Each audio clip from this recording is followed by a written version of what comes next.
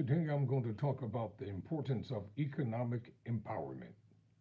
Economic empowerment simply means that you are taking your financial independence into your own hands.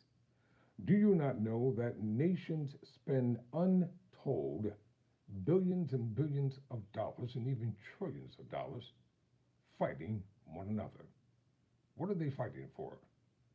They're fighting over the world's natural resources in an attempt to be able to control the economic market, thus indicating that if they have control over the economic market, they can set policy for politics, policy for the social outcome, policy for so many things that affect our lives on a daily basis. Oftentimes, I have witnessed that too many individuals spend too much time wasting their time instead of developing the entrepreneurial skills, health, happiness, success, prosperity on all levels of life. Health, wealth, and happiness, those are the three main components that I like to advocate: health, wealth, and happiness. If you want to obtain and have these things during your lifetime, you and I must be independent of anything, anyone, and anybody. Often, too many times, people are deeply and devoutly religious, and they're committed to whatever sect or faith. And as a result of that, it stops them from becoming wealthy. It stops them from becoming healthy. And it also stops them from becoming happy. Do you not know until you decide for yourself to make a change and start investing in you? Yes, invest in you. Think about the present. Think about the future. Think about how you want to be when you get into the later years of your life. Youthfulness will not be on your side forever. One must think about the winding years and how you want to spend your life. Do you want to spend it in comfort or misery? Do you want to spend it in happiness or sorrow? Do you want to have the ability to be able to do whatever you want to do, to have whatever you want to have, and be whatever you want to be? Then you must become economically secure. Why do you think that Forbes magazine focuses on one thing? It focuses on the millionaires and the billionaires of society, the entrepreneurs, the tech gurus, the philanthropists, the endowers, the individuals who are the entrepreneurs of this age. You can learn a lot from the entrepreneurs of the past. Whether you agree with their politics or not, that's a separate and different issue. But what we can concur is this: they had ideas that worked, and those ideas brought forth fruition on so many different levels. You can listen to me, and you can even be mad by some of the things I'm talking about today. But you won't be hurting me, because I've decided to take my present and future into my own hands. I'm not allowing someone else to make decisions for me. I'm not allowing someone else to decide how I'm going to live my life. You have to make that decision. Bluntly put, stop being lazy. Stop always whining and crying and complaining about what someone else has. You can have the same things during your lifetime if you come to the conclusion that you will utilize the gifts, the talents, and the abilities that you have. And they will make a difference if you just use them.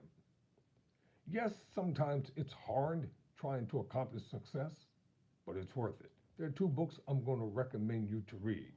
One is entitled Succeeding Against the Odds. This was written by the late John H. Johnson. Let me put this up here for a few moments.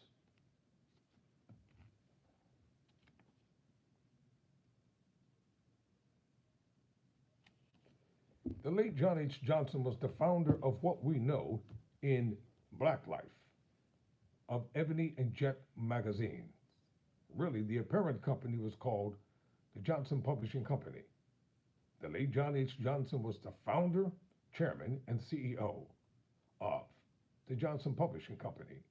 It was the first and only successful black publishing company in America, founded in 1945 without the aid of any banks loaning him money, because during that Jim Crow era and that segregated era, they did not loan money to black people, and even today, they still don't want to do it.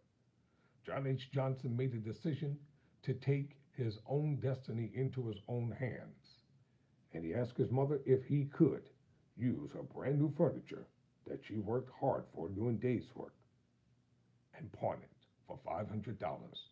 That $500 was the seed money for his publishing company, which turned into a venture making capital of $500 million a year. Get a copy of this book, study it for yourself. Succeeding Against the Odds by the late John H. Johnson. Stop telling yourself what you can't do. Stop telling yourself what you can't have. Stop telling yourself what you cannot be. The second book is written by the late Napoleon Hill. Think and Grow Rich. Change your stinking thinking. Change your attitude about life. Start thinking differently and you'll have a different outcome. Start thinking differently and you'll be able to do great and wonderful things during your lifetime.